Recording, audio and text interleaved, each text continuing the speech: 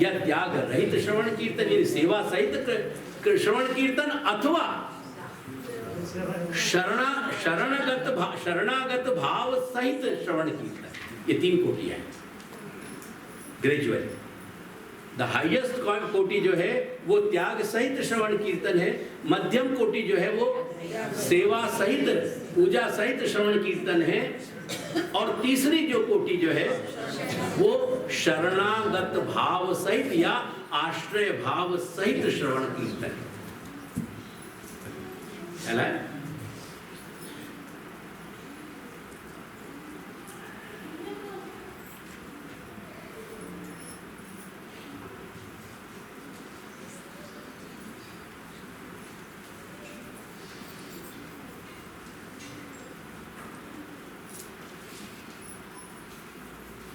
अब इनने एक बात और यहाँ शंका खड़ी करी है कि संस्कृत पढ़ जाओगा।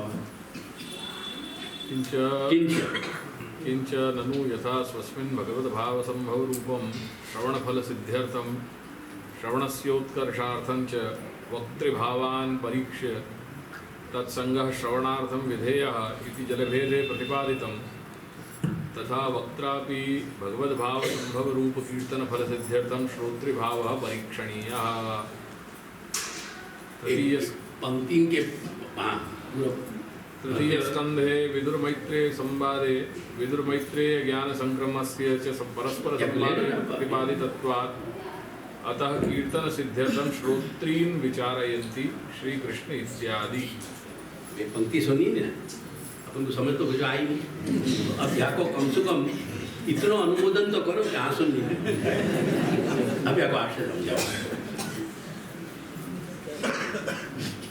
ये कह रहे हैं कि श्री महाप्रभु ने जब जलभेद प्रकट कियो तो विद द अंडरस्टैंडिंग ये कियो कि मेरे चरण शरणगत जो जीव हैं वो मिसगाइड नहीं हो जाए, भटक नहीं जाए करके जल के उदाहरण देके कि जल 20 तरीका को हो गए जो श्रुति में कही गई प्रमाण हो। वो तुम्हारे कोई फिल्म को गाना होता ना पहले, कोई जिस रंग जैसा पानी ने पानी तेरा रंग कैसा, जिसमें मिलाओ उस रंग जैसा, ख्याल आयो कि नहीं? तो वह जैसी स्थिति है। तो वो जल के उदाहरण देख के श्री महाप्रभु ने श्रेष्ठतम वक्ता से लेके अधम जो एकदम अधमाधम कोटि के वक्ता हैं वहां तक की बात रही बताई, क्योंकि ये सारी चीज अपन को आज दिखाई दे रही है। ये सिद्ध है। यहाँ तरह की वृत्ति वाले लोग पहले भी होते थे, आज बहुतायत हो गई। पहले उत्तम भी मिलते थे, आज उत्तमन के दर्शन भी नहीं हुए, वो परिस्थिति आ गई। तो जलभेद में जलभेद प्रकट करके श्री महाप्रभु ने अपन को ये समझ देनी चाहिए कि अपन जलभेद को समझ के ये एक सेंस ऑफ डिस्क्रिमिनेशन, एक प्रभेद की दृष्टि अपने अंदर पैदा करें कि जो आज जैसे तुम सामान्य कोई अपनी रोजमर्रा की चीज जब खरीदने जाओ दुकान पे तो बिना देखे समझे जो है सब नहीं लोगे। वहां में भी कोई ऐसी घटना हो जाए अनिश्चित, वो तुमको बेचने वालों ही कह दे कि अनिश्चित कह दे, तो वो एक बार वो कॉटन को कपड़ा देखने गए, तो देखते देखते पसंद आयो कपड़ा मुक्त, तो मैंने कहा कि भाई ये कॉटन है के तो के वो कहे छे मैंने कि यार तेने तो हमारे पाँव के नीचे जमीन निकाल, तू बेचने वालों है, तेरी प्रामाणिकता की वहां में छाप नहीं है तो हम कैसे सर्टेन करें कि ये कॉटन है। गांधी रोड पे ये बात भाई दुकान में कि वो कहे छे। अब यहाँ भी अगर ये सब कहती हो जाए कि वो कहे छे, कोई सर्टेनिटी नहीं है, तो पावन के नीचे से जमीन निकल जाए हमारा। तो ऐसी एवो केचे की बात श्री महाप्रभु नहीं कह रहे हैं, अपन को एक प्रामाणिक मानदंड दे रहे हैं, अपने हाथ में एक मापदंड दे रहे हैं, एक बैरोमीटर दे रहे हैं कि जैसो अपन पहचान सकें कि अपने लिए कौन वक्ता जो है सही है और कौन वक्ता अपन को मिसगाइड कर रहे हो, भले वो विरोचना की बहुत मीठी मीठी बातें करते हो। तो ये जो परिस्थिति है, और या को तात्पर्य जो श्री महाप्रभु ये चाह रहे हैं कि भाई अपन प्रभेद करके वक्ता के पास जाएं, वो ही एग्जैक्टली जो जैसे वक्ता की परीक्षा करनी चाहिए वही तरीका से यहाँ जो श्रोता की परीक्षा है वो भी तो करनी चाहिए ना, नहीं तो मेरा जैसा अनुग्रह प्राप्त करते रहे मनुष्य, जैसे मैं कृपा प्राप्त कर रहा हूं सब, श्रोतान की ही कृपा मिलती रहनी तो, अगर परीक्षण नहीं हुए तो। और परीक्षण होए, अब यहाँ फिर यहाँ 2 मिलेंगे, 3 के मिलेंगे कि 4 मिलेंगे, इतनी एक की संभावना नहीं।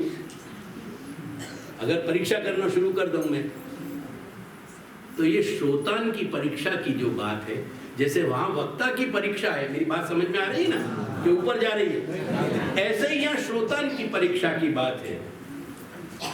वो श्रोतान की परीक्षा को निर्धार कैसे हुए, वहां के लिए श्री पुरुषोत्तम जी महाराज एक बहुत विलक्षण बात यहां कह रहे हैं। देखो बेटा, अंतिम 2 पंक्ति पे ध्यान दो। तथा वक्त्रापि भगवद्भाव संभव रूप कीर्तन फल सिद्ध्यर्थम श्रोत्री भाव परीक्षणीय। वहां तक पूरी हो गई। अब तृतीय स्कंदे से पढ़ो पंक्तियां, तब मैं इनको करके समझ। तृतीय स्कंधे विदुर मैत्रेय संवादे विदुर मैत्रेय ज्ञान संक्रमस्य च परस्पर संवादेन प्रतिपादितत्वात्। क्या कह रहे हैं बेटा, देखो ये विदुर मैत्रेय ज्ञान संक्रमस्य, देखो बेटा बहुत इंपॉर्टेंट बात है।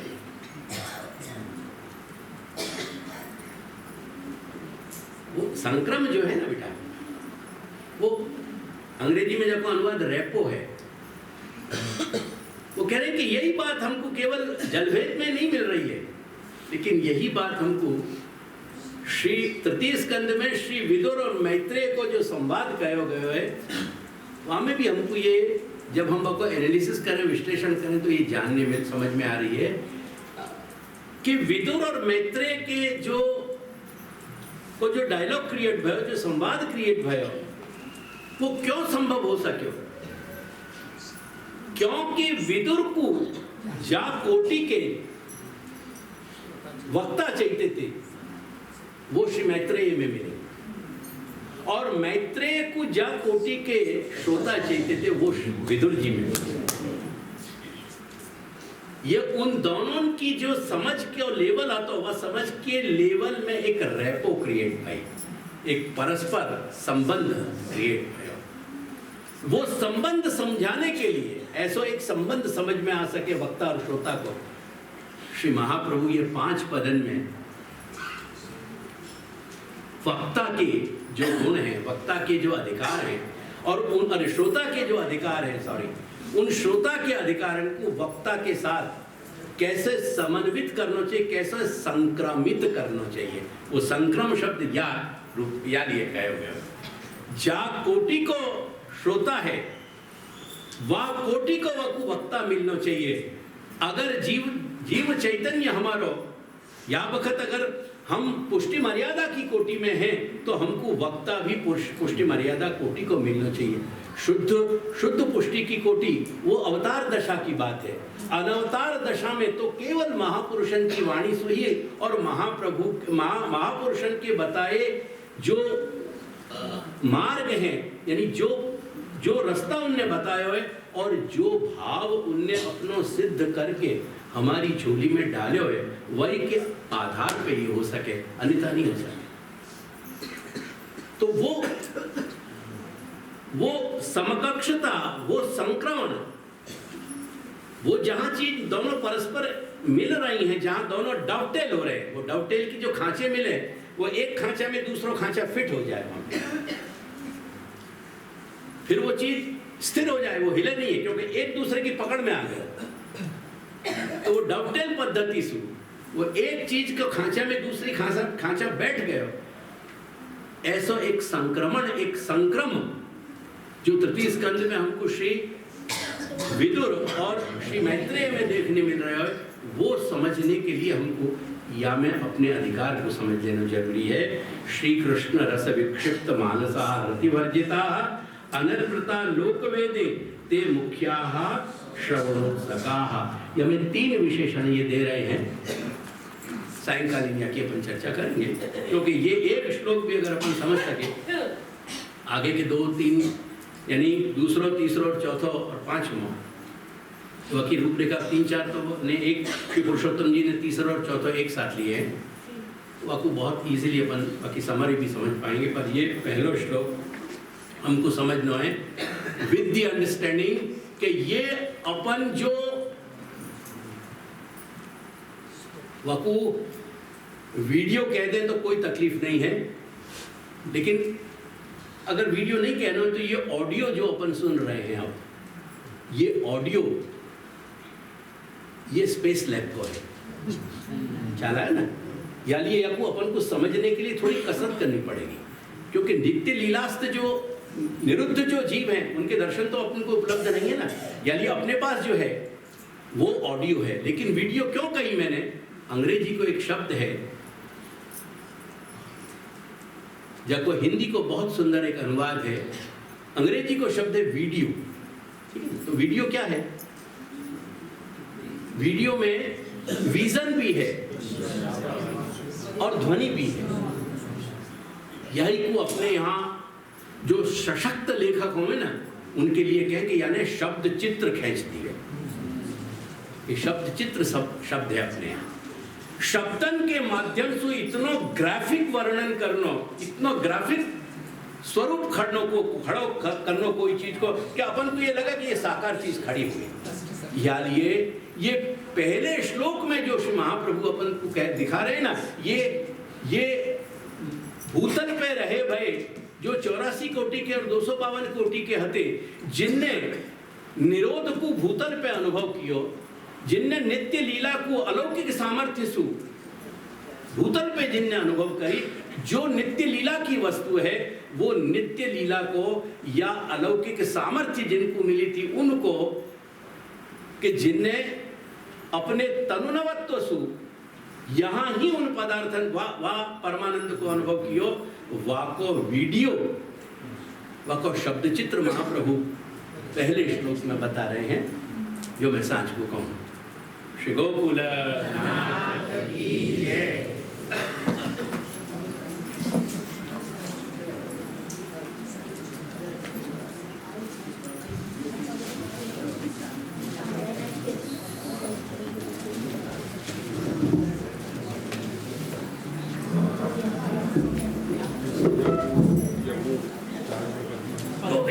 महाप्रभु